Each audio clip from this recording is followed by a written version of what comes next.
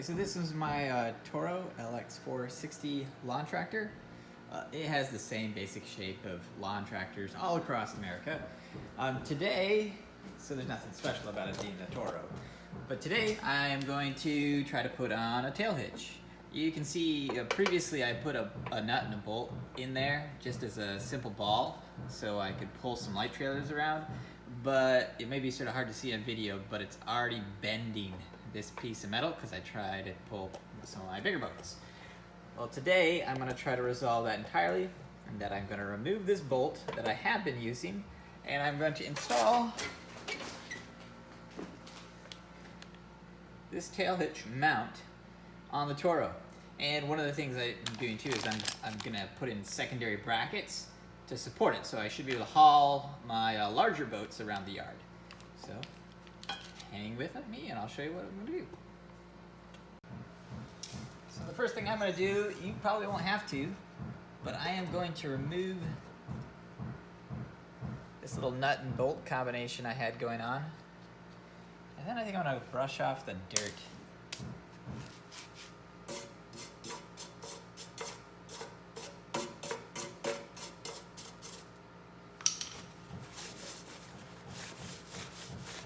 I would say that this cleaning part is totally not necessary, but it is nice when you're working on stuff to know that it's all clean, and it will get a tighter fit to the metal, I suppose.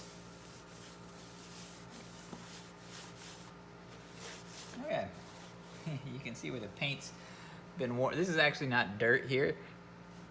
This is paint that's just been worn away by me using it to tow various things. Okay, so this is the first part of the hitch. I guess you can't see it yet. So this is it right here. This is where the ball is going to go in. This is the portion that's going to attach, and end up being like this. Okay. So this, just so you can imagine it, I don't have the actual ball yet. Well, I do have one. It's just another part of the garage. I have to go get it. But so you can imagine what it would look like with a little bit of a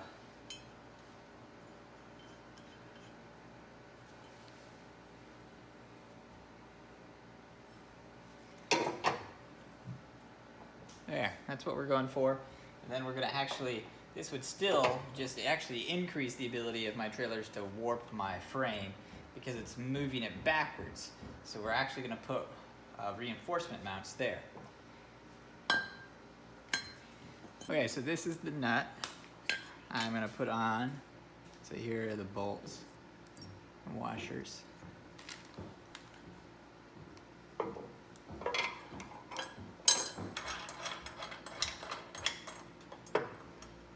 Okay, and then you're pressing this so it's right up against the back of the tractor. You want it to be as close to the tractor as you can. Okay, so I've moved the Toro outside so we can have a little bit more light. Here's the hitch mount as it looks so far. It's just held in there by a single bolt.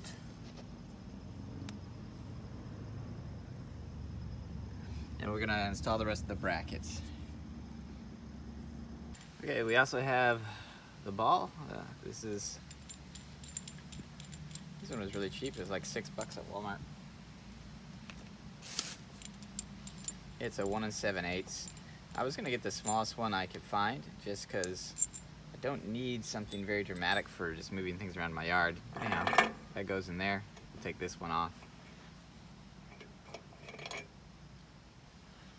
So this is the bracket that extends it forward. You can see how the ball sort of holds it in place. This is what I'd consider the main bracket for bolting it to the tractor right there. So we're gonna mock that one up as well. And then, let me get a little screw in this one. Okay, I've got these guys here.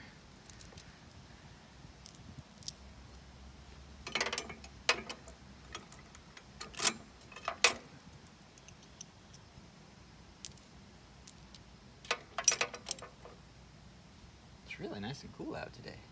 It feels like fall, but it's August.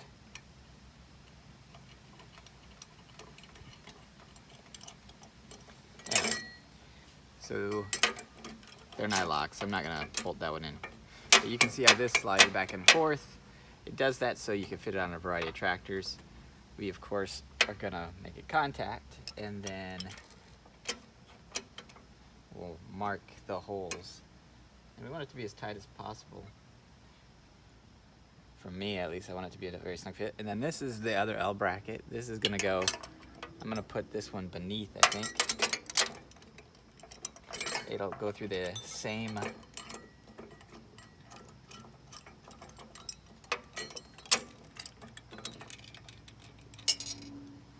bolt. I suppose I could put it on top as a third one on top, but we'll see. I think we'll try it like that. Now we'll have 3 attachment points for that bracket. Okay, so I put this nut in to get those in place so it doesn't move. I also snugged up the bolt, just, you know, finger tight on the bottom for the ball itself. And now I am gonna score, you know, put a dot, either with a marker, and then I'm gonna drill those holes out. So I wanna show you just a small change I did right now. So I did a test fit, right, where I bolted everything up and I was gonna mark out where I was gonna drill. And for my test fit, I had this, you know, I had basically this tongue piece, then below that this piece, then below that the other angle, the 90-degree piece. But I was glad I did a mock-up because when I tried to, you know, just pretend that I was gonna put the bolts on. I was gonna reach up beneath, but I couldn't because there's actually a floor under here. And so I can't get much higher than this line here. Okay, so how am I gonna come from the top? Well, to come from the top was also difficult, but they have access holes in the side. So I can reach my hand into the side and I can reach down. But when I go inside and I reach down, I can only reach down to here or just below. And it was landing, you know, a little bit lower than that. I was here. So it was looking like I was gonna be drilling a hole into a place where I would not be able to put a nut, which would just be lame. So instead, what I've done here is I've taken the tongue and put it right at the bottom, the 90-degree angle, and then the upper plate as high as possible. And now I feel like it's still close, but I think I'm gonna be able to drill a hole and reach a place that I can actually get to on the inside. So just, you know, everybody's tractor is different, right? But they're similar, but I would recommend that first, of course, mock up where it's gonna land, and then actually put your hands back there and try to feel out how you're gonna put the nuts and bolts in there. So this one's not gonna be a problem. I can get to this lower one. There's just like this 2-plate interface that spaces them out, so they're all gonna be close. But anyway, space it out, and then you can check, pretend you're gonna put the bolts on, make sure it fits, and then you can stack these upper or lower, or even flip it upside down or around, depending on what you think will give you best access to the bolt holes.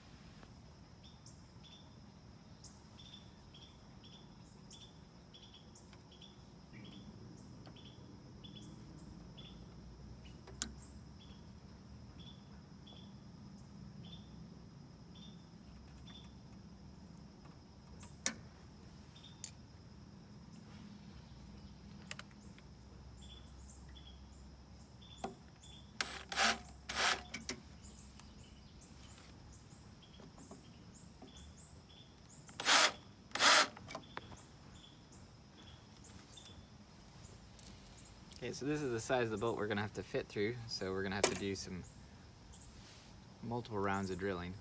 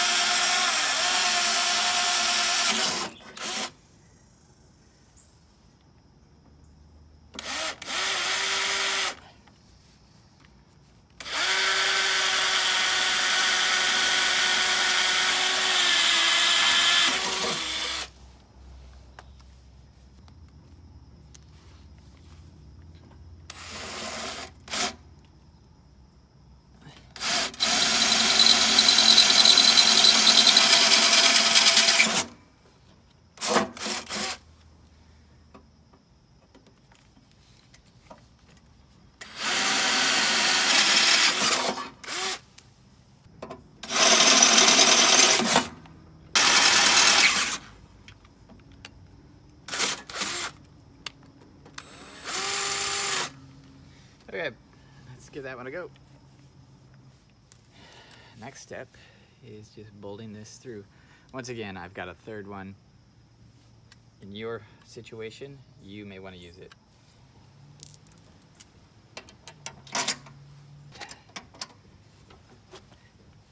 Because it was so close to the edge.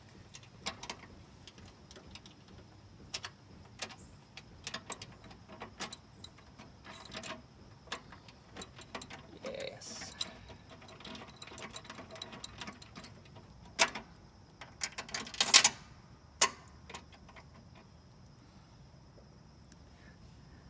Now to put this one, you can see there's this box right here. That's where I'm going to come in through. There's one on each side of this tractor. Okay, so I'm going to put this, mine's a 14mm on the back.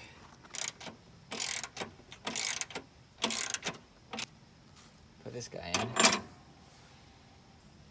we'll start tightening that guy up. Okay, so there's a nut in the bottom. Also, just in case you don't know, there's square sides on each side, so you can put a huge channel lock or a pipe wrench if you want, something big to get another, to firmly grasp it. And now I'm gonna tighten down this guy. There we go.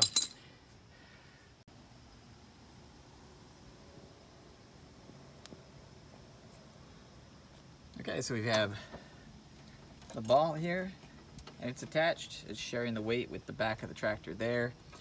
This is keeping it nice and tight so it doesn't slide forward or back. There's a L bracket here, which you could put a hole into, but mine was right on the seam, which would make drilling it a nightmare for me. But it is also still giving it, you know, pressure from being pushed in, as it's still at L bracket there. And put some, well, it's time to go test it out, I guess. Hey, but I could also possibly try to show you inside so you can see that back portion. Hang on. There's the bolt right there. Now, normally, I would certainly put a washer on the back of that one to help spread out the weight so you have less chance of ripping it out of the back of your tractor. But mine, it isn't high enough off of the floor to do that. A washer would get in the way. Okay, well, with it on now, let's go see if it works.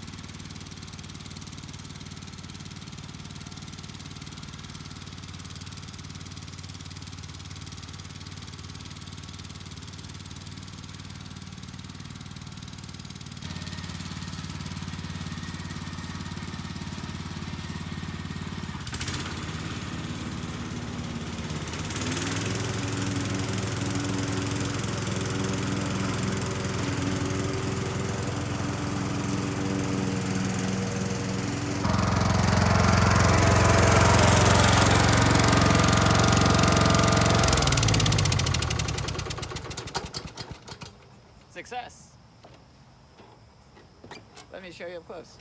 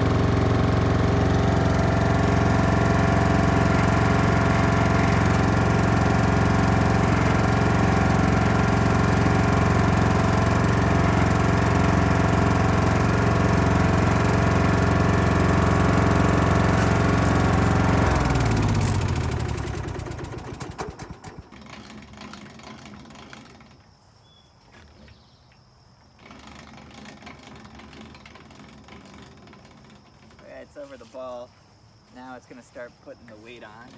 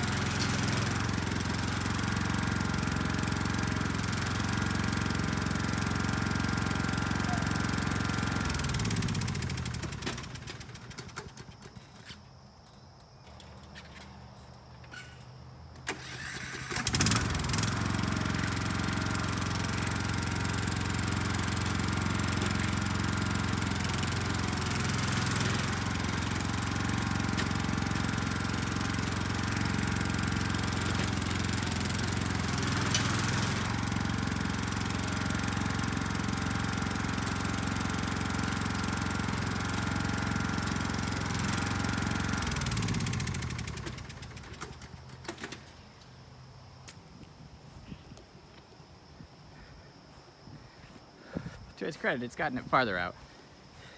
And we're really stressing the hitch. That is a test.